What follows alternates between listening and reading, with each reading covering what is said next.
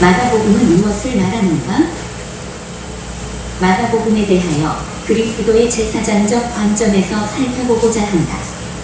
구약의 제사장의 주된 직무는 성전에서의 제사 예배와 율법의 교육과 속죄의 선언과 백성의 재판에 관계된 일이다. 구약의 제사장들은 죄를 가진 연약한 인간이었다면 신약의 제사장은 죄가 없으신 온전한 대제사장 예수 그리스도이시다. 구약의 대제사장은 그 속죄의 제사 드리기를 반복하였지만 신약의 대제사장 예수께서는 단번에 영원한 속죄 제사를 드림으로 더 이상 그것을 반복하지 않는다. 세례 요한이 광야의 요단강에서 베푸는 세례에 대하여 죄 사함을 받게 하는 세례라고 표현하여 이후에 예수께서 죄 사함의 사역을 본격적으로 하실 것을 암시하고 있다. 세례 요한의 세례에 대해서는 물세례라 하였고 예수님의 세례는 성령 세례라 말하여 근본적인 차이를 제시하고 있다. 물세례는 사람들이 베풀 수 있으나 성령 세례는 예수님만이 베풀 수 있는 것이다. 예수께서는 가버나움의 한 중풍병자에 대하여 작은 자야 내 죄 사함을 받았느니라 하셨다. 이는 구약의 속죄 제사를 지낸 후 그 사람에 대하여 제사장이 속죄를 선언하는 것과 같은 행위이다. 구약의 제사장이 속죄의 사역을 하였듯이 신약의 제사장이신 예수께서는 권세를 가지고 죄사함의 사역을 하셨다. 세관에 있는 알페오의 아들 레이를 부르시고 그의 집에 들어가 많은 세리와 죄인들과 식사를 하시고 바리새인을 향하여 외쳤다. 건강한 자에게는 의원이 쓸데없고 병든 자에게라야 쓸데있느니라. 내가 의인을 부르러 온 것이 아니여 죄인을 부르러 왔노라 하시니라. 예수께서는 사람의 마음에서 나오는 것들이 사람을 더럽게 한다고 하시므로 죄의 내면성을 강조하였다. 속에서 곧 사람의 마음에서 나오는 것은 악한 생각고 음란과 도적질과 살인과 간음과 탐욕과 악독과 속임과 음산과 질투와 비방과 교만과 음해함이니 이 모든 악한 것이 다 속에서 나와서 사람을 더럽게 하느니라. 예수께서는 새벽 미명에 일어나 나가 한적한 곳에서 기도하셨다. 예수께서는 긴 틀에서 떡 5개와 물고기 2마리를 가지고 하늘을 우러러 축사하시고 남자 5,000명을 배불리 먹이시고 12바구니를 남게 하셨다.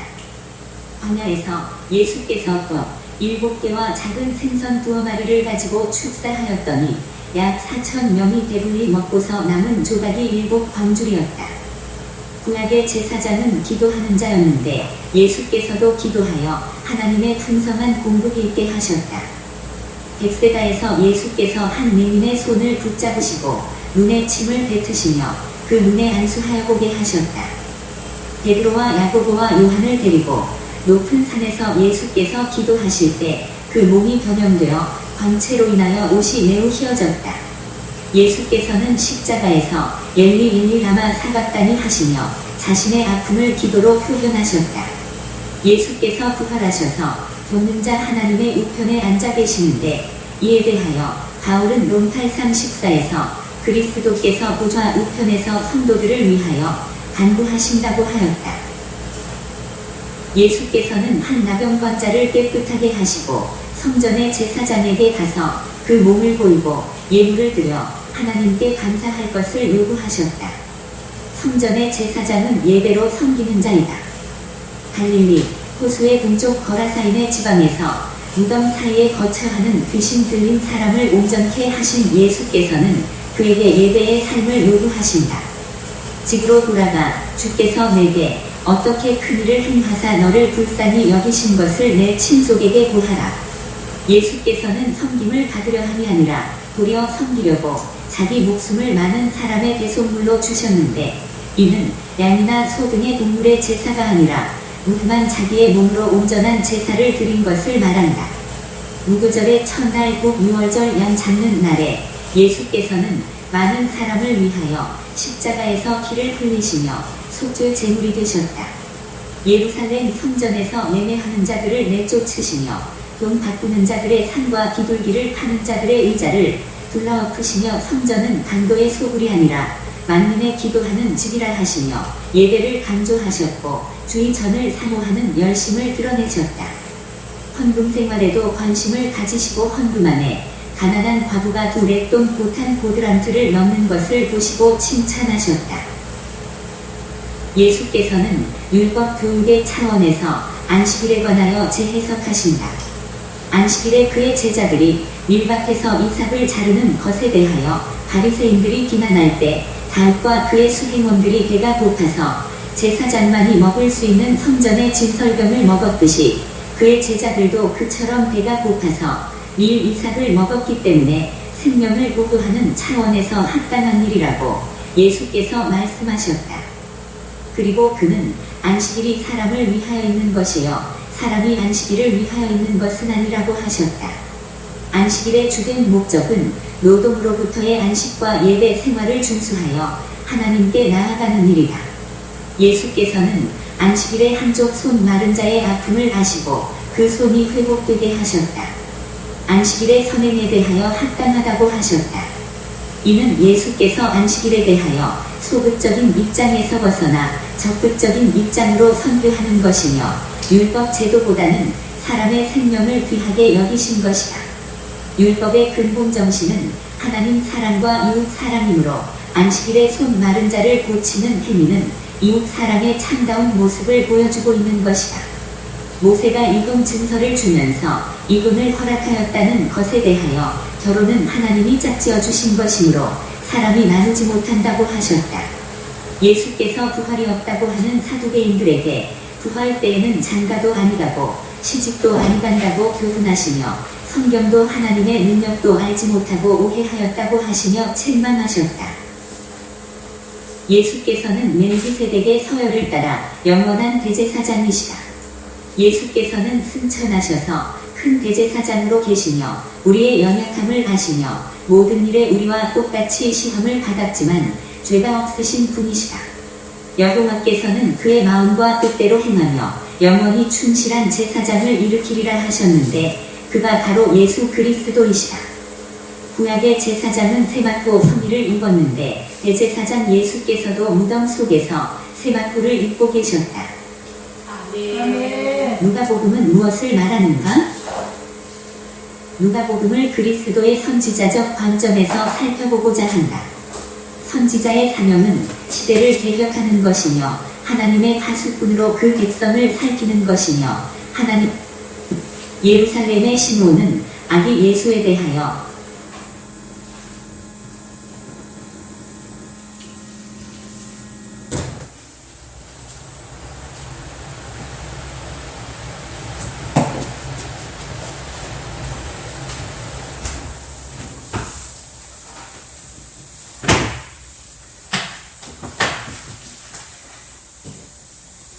마가복음, 마태복음은 사도 마태가 기록을 했습니다. 마가복음은 이제 이 마가가 사도는 아닙니다. 사도는 아닌데 복음서를 기록했습니다.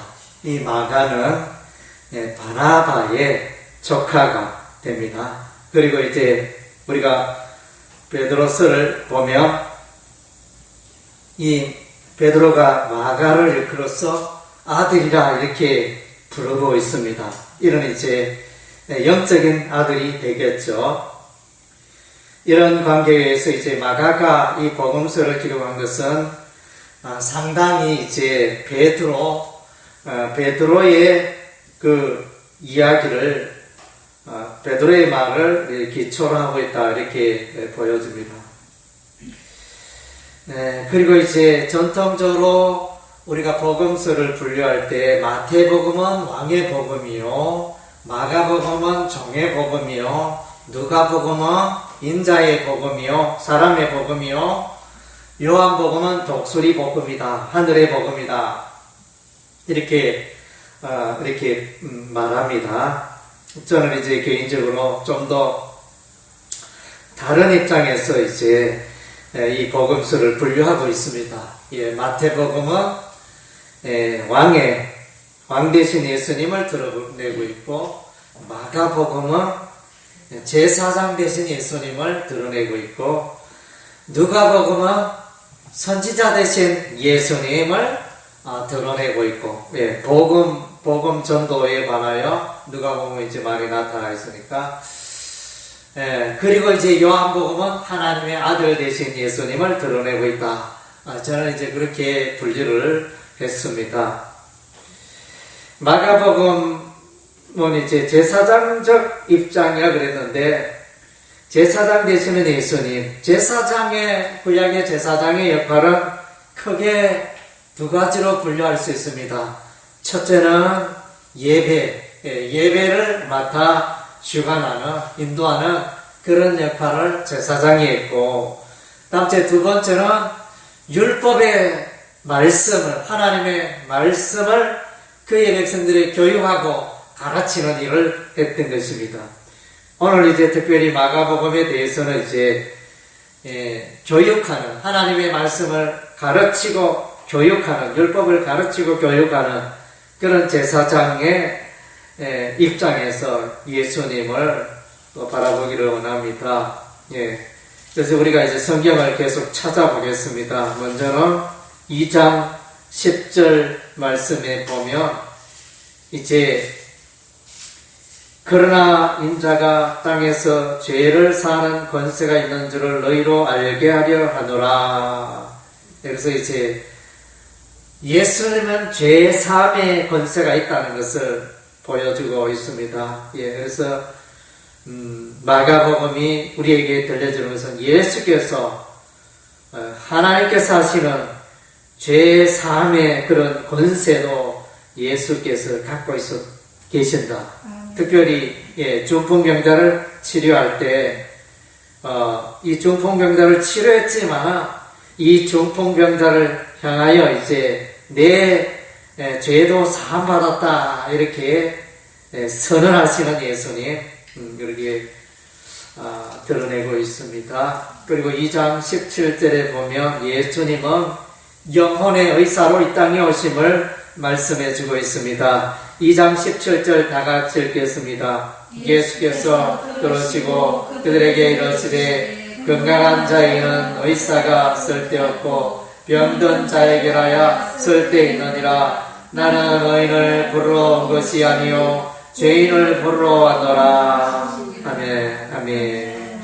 그래서 이제 병원에 가면 육적인 질병을 고치는 의사가 있지만 예수님은 이제 오셔서 우리의 심령의 그 질병을, 죄악을 고치시는 영혼의 의사이심을 우리에게 말씀해 주고 있습니다. 그래서 인간의 이 질병을 치료해 줄 의사는 오직 예수밖에 없는 줄 압니다.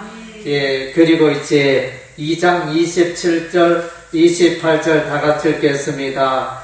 또 이러시되 안식일이 사람을 위하여 있는 것이 아니요 사람이 안식일을 위하여 있는 것이 아니니 이러므로 인자는 안식일에도 주인이니라. 아멘. 율법에 있어서 안식일 준수를 명하고 있습니다.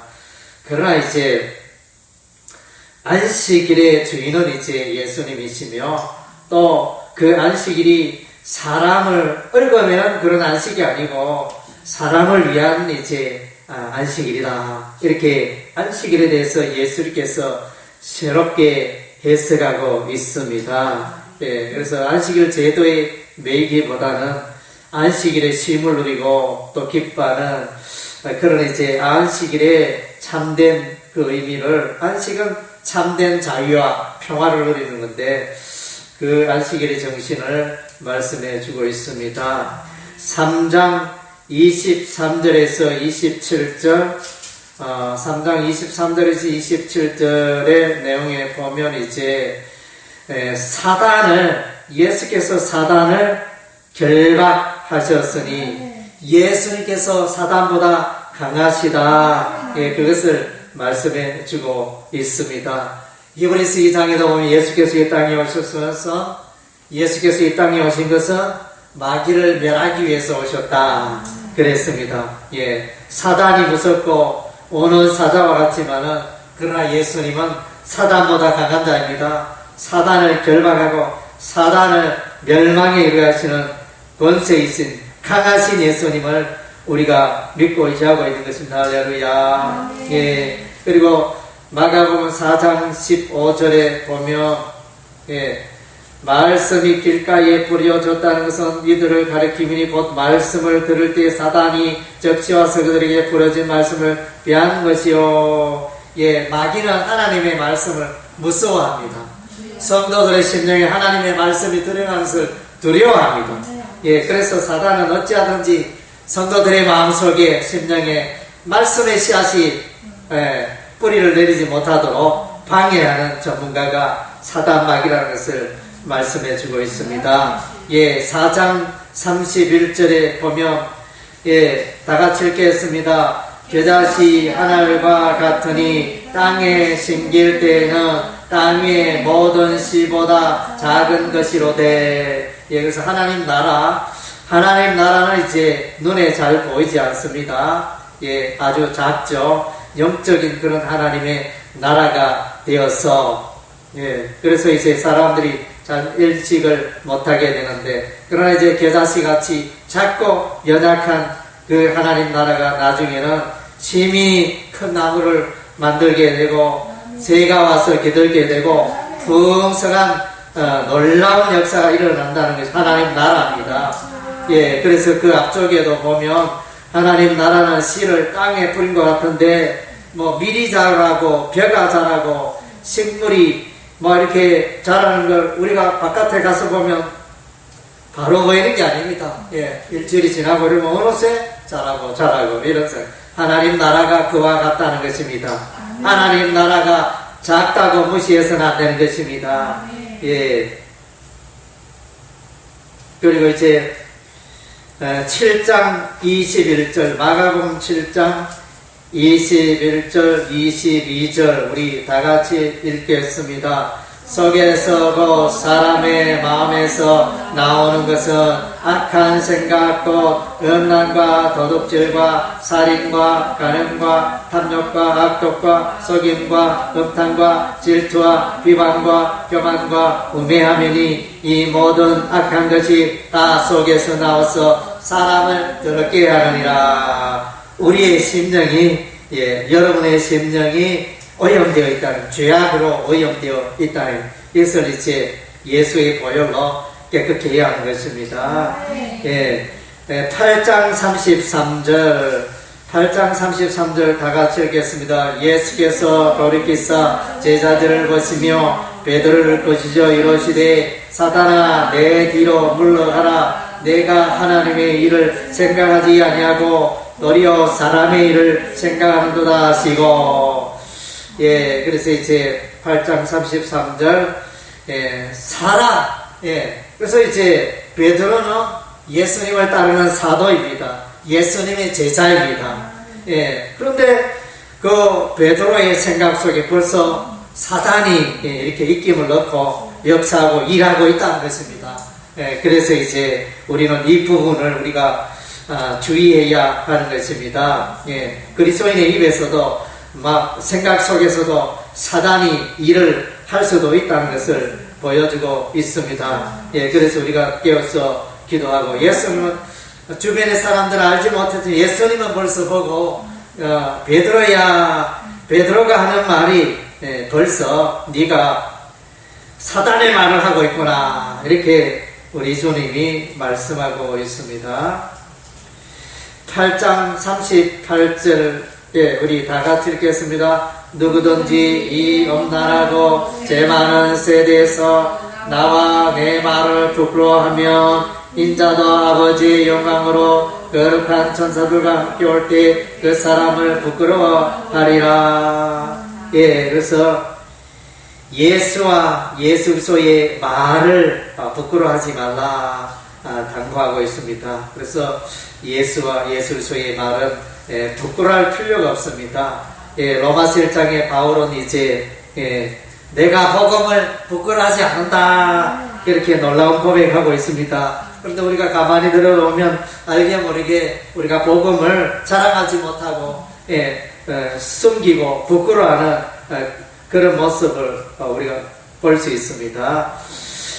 마가복음 9장 9절 다 같이 읽겠습니다. 그들이 산에서 내려올 때 예수께서 경고하시되 인자가 죽은 자 가운데서 살아날 때까지는 본 것을 아무에게도 이르지 말라 하시니. 예, 예수님께서 자신이 죽었다가 3일 만에 부활하실 것을, 부활의 생명을 소유하실 것을, 부활에 대해서 말씀하고 있습니다. 예, 9장 23절 다 같이 읽겠습니다. 예수께서 이러시되 할 수 있거더니 무슨 말이냐, 믿는 자에게는 능히 하지 못할 일이 없느니라 하시니.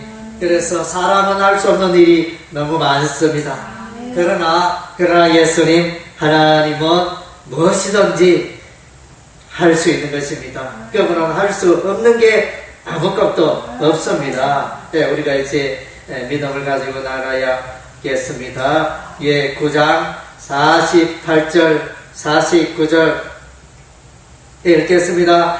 거기에서는 구더기도 죽지 않고 불도 꺼지지 아니하느니라. 사람마다 불러서 썩음치던 함을 받으리라. 이게 뭡니까? 지옥에 대해서 예수님이 말씀해주고 있어요. 지옥에는 구더기도 죽지 않고 불이 썩음치던 사람들 머리 위에 떨어지고, 이렇게 지옥에 대해서, 지옥은 그냥 사람들이 만든 것이 아니고 하나님께서, 예수님께서 말씀하신 그 지옥이 분명히 존재한다는 것입니다. 예, 10장 9절 말씀 읽겠습니다. 그러므로 하나님이 짝지어 주신 것을 사람이 나누지 못할지니라. 예, 오늘날 이제 결혼한 사람들이 많이 이혼을 하는데, 그러나 이제 그러한 이혼은 우리 하나님 기뻐하지 않고 하나님의 뜻이 아니라는 것입니다. 예, 사람이 살다 보면 약점이 보이고, 사람이 살다 보면 불편함이 있고, 뭐 싸우기도 하고, 감정 대립이 있기도 한데, 그러나 이제 하나님이 짝지어주신 결혼, 사람이 마음껏 이제 나눠서는 안 된다는 것입니다. 예, 이혼은 합당한 원리가 될 수가 없습니다.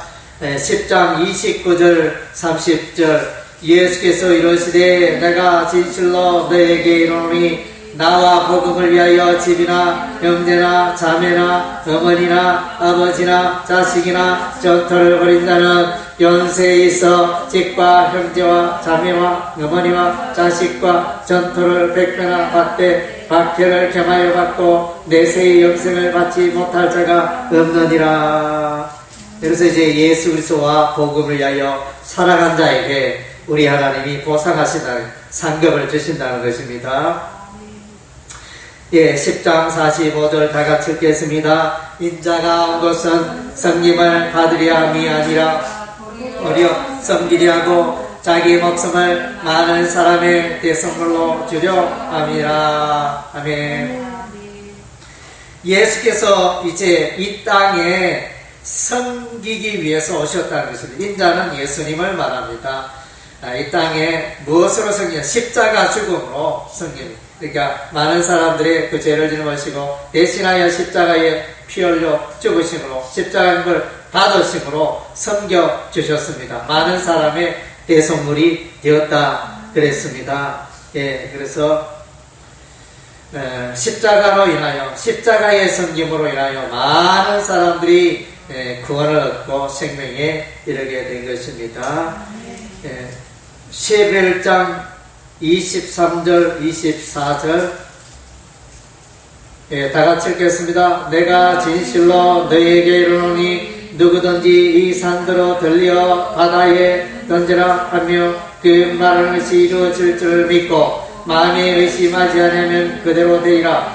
그러므로 내가 너희에게 말하니 무엇이든지 기도하고 구하는 것은 받은 줄로 믿어라. 그래야면 너에게 그대로 되리라. 아멘. 기도할 때 믿음으로 기도하라는 것입니다. 믿음으로 기도할 때 기적이 나타나고 장애물이 해결되고 놀라운 일이 나타나는 것입니다. 그래서 우리는 기도를 하지만은 믿음을 갖지 못하고 되겠나, 그래 될 줄 알았다 이러면서 기도는 따르고 우리가 믿음의 마음을 갖지 못하고 기도할 때가 많은 것 같습니다. 믿음이 참 이렇게 산을 움직이고 참 놀라운 일을 나타내는 것입니다. 11장 12장 10절 우리 다 같이 읽겠습니다. 너희가 성경의 건축자들이 그린 돌이 모퉁이의 머릿돌이 되었나니. 예, 모퉁이의 머릿돌 예수님, 그러니까 예수께서 성전이 되시잖아요. 예, 그래서 요한복음에다 보면 이제 너희가 이 성전을 내가 3일 만에 사흘 만에 일으키리라 우리 예수님 말씀하셨는데, 예수님 자신이 성전이 되고 예수님이 3일 만에 부활하심으로 이런 것이 성취가 되어지죠. 하나님 나라에 세우는 하나님 나라 성전의 머릿돌이 예수님이다, 이렇게 말씀해주고 있습니다. 12장 29절 31절 읽겠습니다. 예수께서 대답하시되 첫째는 이것이니 이스라엘아 들으라. 주 곧 우리 하나님은 유일한 주시니라. 내 마음을 다하고 목숨을 다하고 뜻을 다하여 힘을 다하여 주 너의 하나님을 사랑하라 하신 것이요. 예, 그래서 예수님께서 이제 가장 큰 계명을 말씀하고 있습니다. 가장 큰 계명은 하나님을 사랑하시오. 그 다음 두 번째는 이제 이웃을 사랑하는 것이라. 그래서 10계명 또 율례와 법도 그 모든 내용을 이제 핵심적으로 말하면 그것이 이제 하나님 사랑, 이웃 사랑이 되어집니다. 그래서 이제 10계명은 우리에게 짐을 지우는 게 아니고 우리가 행복한 삶을 살아가는 방법이 담겨 있는 것입니다. 13장 5절에서 8절에 보면 이제 제가 읽겠습니다. 예수께서 이르시되 너희가 사람의 미혹을 받지 않도록 주의하라. 많은 사람이 내 이름으로 와서 이르되 내가 그러하여 많은 사람을 미혹하리라. 난리의 소문을 들을 때 두려워하지 말라. 이런 일이 있어야 돼. 아직 끝은 아니니라. 민족이 민족을, 나라가 나라를 대제가 일어나겠고 곳곳에 지진이 있으며 기근이 있으리니 이런 재난의 시작이라. 예, 종말의 징조, 종말의 모습, 종말의 표적을 우리에게 말씀해 주고 있습니다. 거짓 선지자가 많이 일어나고 전쟁이 일어나고 지진과 기근이 계속 일어나리라. 이러한 것들이 이제 종말의 징조라. 또 누가복음 말씀에 보면 여기에 종말의 징조 중에 전염병도 나옵니다. 누가복음이면 누가복음 21장에 보면 이제 전염병에 관한 내용도 나타납니다. 누가복음 21장 11절에 곳곳에 큰 지진과 기근과 전염병이 있겠고 또 무서운 일과 하늘로부터 큰 징조들이 있으리라. 종말의 징조 가운데 전염병도 나타납니다. 이 전염병은 요한계시록 6장에서도 보면 이제 나타납니다. 이 전염병이 나타나서 사람들을 괴롭게 할 것을 말하고 있습니다. 그리고 이제 13장 24절 13장